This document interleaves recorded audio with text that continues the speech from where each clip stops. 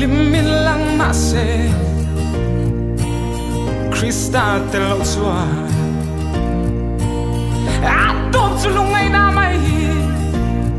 mo Kay ni zong kan lo ke tripi zelange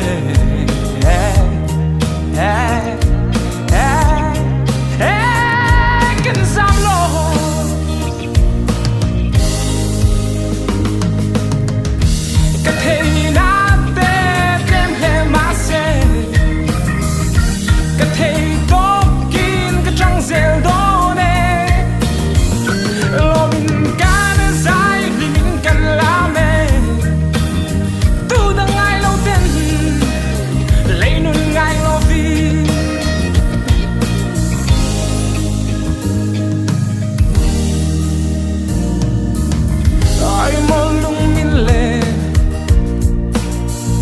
Zan kan man te kai Wonderful night kan man lai te kai Mo Kan lim le lom lai ni te hianin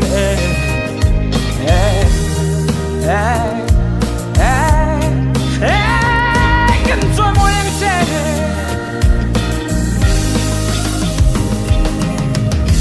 Kan thấy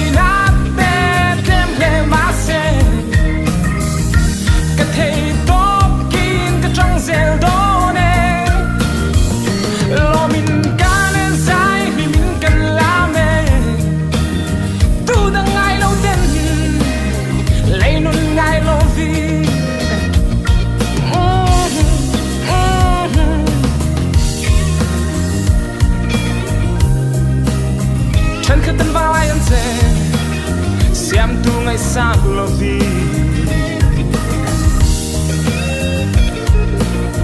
Zula chok sulat lang val na ne Ato chulung ngai na mai mo